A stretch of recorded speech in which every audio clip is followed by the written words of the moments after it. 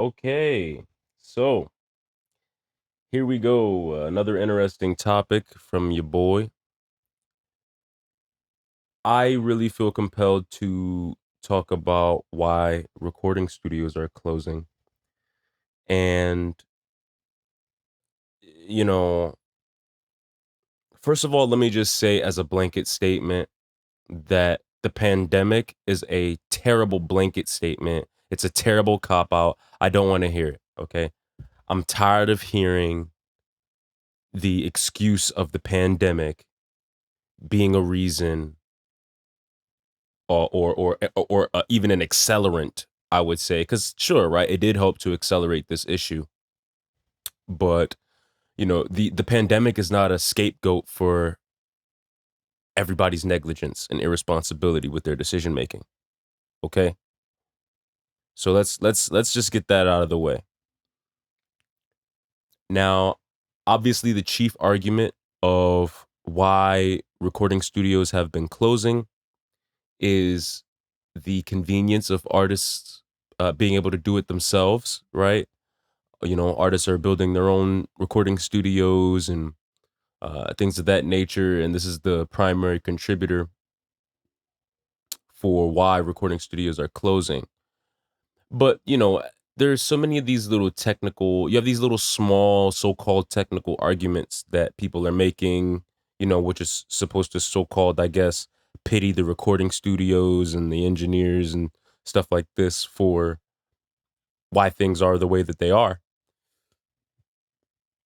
And I'm here to say that it is that precise attitude which is why they are failing to begin with. It's going to be this consistent messaging coming from me. I'm telling you in advance because I have so many examples, and this is going to continue to permeate until we get this right. But people are struggling. People have been struggling for a very long time. And there's been so much gatekeeping, and there's been so much goalpost moving, and things of this nature to try to prevent, regular people, whatever you call that, from being able to have certain opportunities for things. My guy Mark, I believe his name is Mark. He speaks about how the industry used to run on the fact that these artists would get these large advances, and obviously they would have to use these advances or part of these advances to pay for their studio time, and that's how they would get their money. You know what I mean? And it's just like, right, so you're relying on money that isn't theirs to fund your business, and you expect to have a reliable clientele that can uphold your business. It's like you just sound like you're a part of a deeper scheme or something. Like you sound like you're a part of some deeper scheme. And yeah, I mean, of course it doesn't work when, again, like I said, people don't have the resources to be able to properly contribute to their careers, you know? Like this conversation, as all of the conversations, will have the same story. They'll have the same story, they'll have the same conclusion. Okay? We need more opportunities in this country. We need more opportunities for people to be able to acquire resources. Okay? Like there is no reason why, you know, like we understand the fact that okay, not everybody is built for business, but why is it so hard for people to get jobs at the same time? You know what I mean?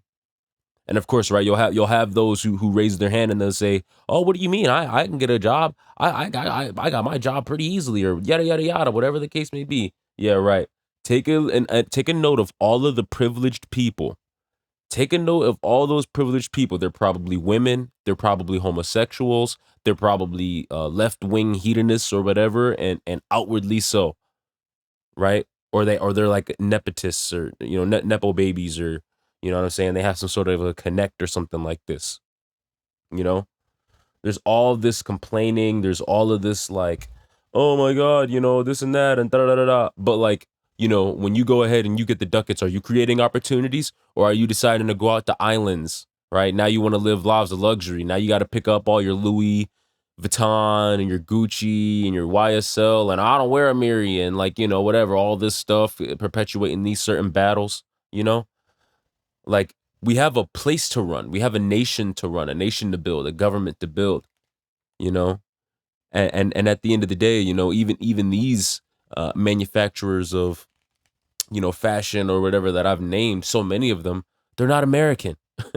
They're not American. So I can't speak for those people and how they're investing their money, whether or not they're giving their money back to their governments and stuff like this. And I mean beyond taxes, right? Because it's way more than taxes.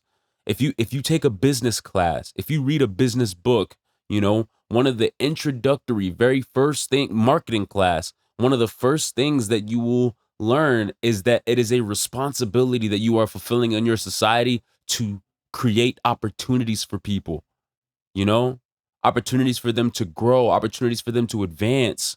You know what I mean? And you're not doing it, you know? Now, like there are a couple of reasons, again, like a couple more reasons that you could easily name for why recording studios have been failing and stuff like this, right? Like, Mark also mentioned the experience of being in the studio, these types of things that people are missing out on by not having the full recording studio experience. And it's like, yeah, well, how about having the experience of having somebody tell you that, like, hey, bro, like, honestly, this shit sucks, you know? Like, honestly, like, this song is not good. And like, even still, right? It's like, look at what the music industry has been perpetuating. They've been perpetuating repetitiveness. They're not really embracing authenticity. They're not investing into the authenticity. They are afraid of the political rift. They are afraid of those disconnects that are there. They are afraid of talking to people that do not agree with them substantially, or whatever the case may be. And this is a stain upon our population. This is a stain, you know? And then these same people want to talk about how, oh, well, think of all of the homeless people and stuff like this who are so talented and all of this type of stuff. Just think of the people who are in jails and prisons who are so talented and stuff, who never really got to realize their potential and stuff, because, of their circumstances. Well, what are the circumstances? The circumstances is that we're the so-called land of opportunity, but there are no opportunities. There are very small opportunities. You have to be a part of a certain clique, or you have to be like, you have to think a certain way or be a certain way. And it is not a way that appreciates reality, that appreciates the truth, that appreciates your individuality, you know? And like, the conversation just goes so deep, and you know, I kind of have to restrain myself so I continue to stay on, topic. But at the same time, it's like, you're gonna get it over and over and over again dealing with me.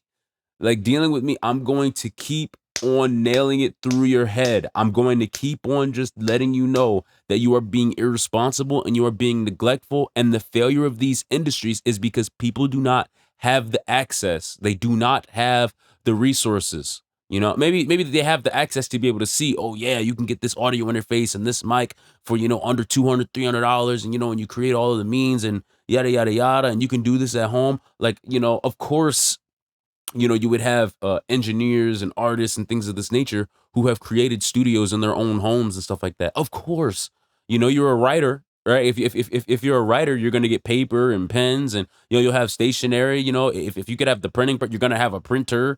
You know what I'm saying? At your house, you got a laptop, you got the websites, all of this type of stuff. If you're a football player, you have a football, or you have footballs, you got training equipment. You know what I'm saying? You got your uniform and all of this type of stuff. You're working out, you're staying fit. Of course, especially if you love what you do, you want to have what you have local to you and as local to you as possible. And of course, these types of opportunities should be created. But at the same time, right, you're going to have those feelings within yourself too of, oh, well, I want to go out. I want to meet more people who do what I do. I want to find more people who can help me to bring my dream alive. And there are billions of us here on this earth. You know what I'm saying? And however many of us that share the same interests, that are interested in the same things and stuff and stuff of that nature, and it's like, at the end of the day, well, the main reason why you can't reach those people, beyond the fact that some people are elitist, is because there are not enough opportunities for people to acquire the necessary resources, you know what I'm saying, for them to be able to participate. Like, This is part of the entire point of capitalism and a meritocracy, right? Part of the entire point of capitalism and the meritocracy is that you don't always get thank you. You know what I mean? The things that you do for people or the things that you have for people, you may not want or need things that other people have. You know what I'm saying? But that doesn't mean that other people should not be able to have access to them. You know what I mean? Like, if they, you may have an abundance of things, or whatever the case may be. But you're not the only person in the world who could be a music producer. You're not the only person in the world who could be an artist. You're not the only person in the world who can own a recording studio. Or you're not the only person in the world who can write a book. You're not the only person in the world who can speak, who can interact, who is sharing this reality with us. You know what I mean? So let's be real. Okay? Let's be real. You know?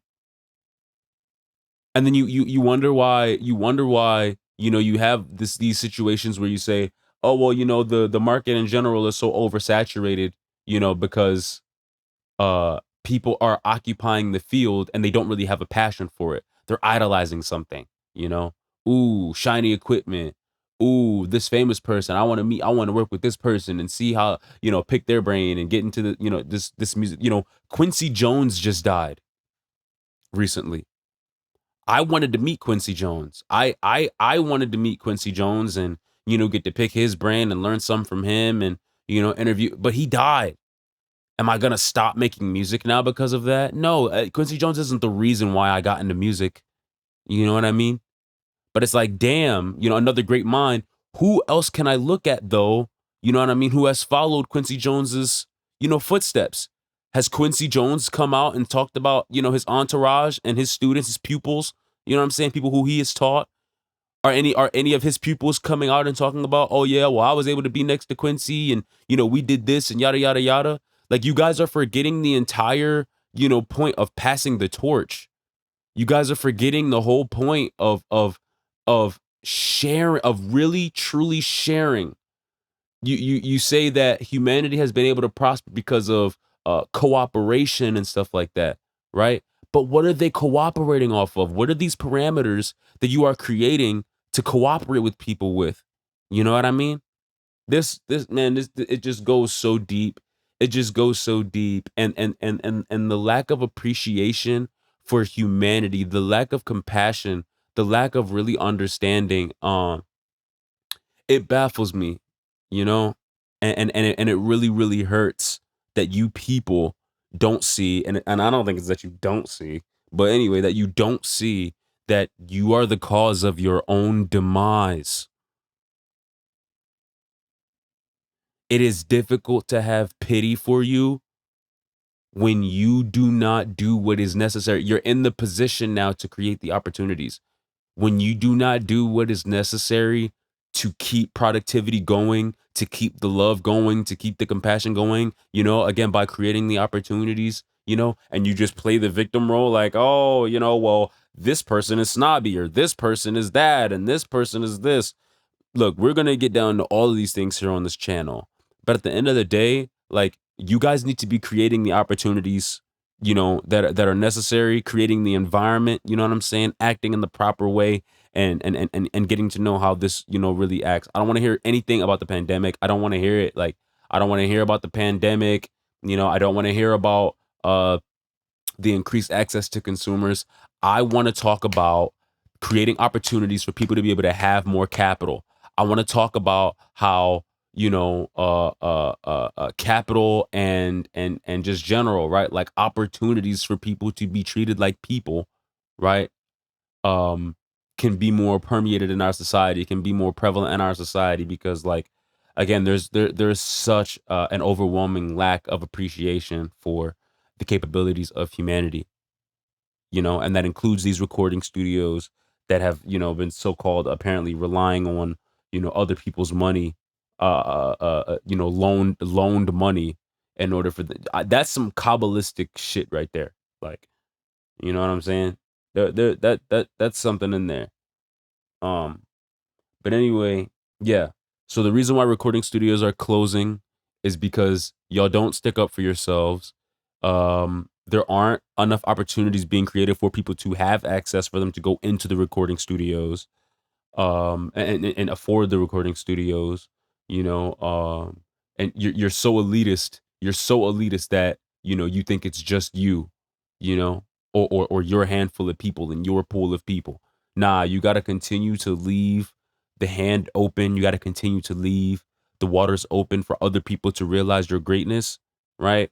Or to realize the potential and to see if that potential is going to last. You know what I mean? There's so much insecurity that's around us. There's so much fear, and again, all that is engineered and orchestrated too. You know, um, we got to work on that. We got to work on that. But yeah. So let's talk about creating opportunities, y'all. Let's talk about creating opportunities. And the conversation does not stop here. This is just one of many things that I'm interested in. Those with ears, let them hear.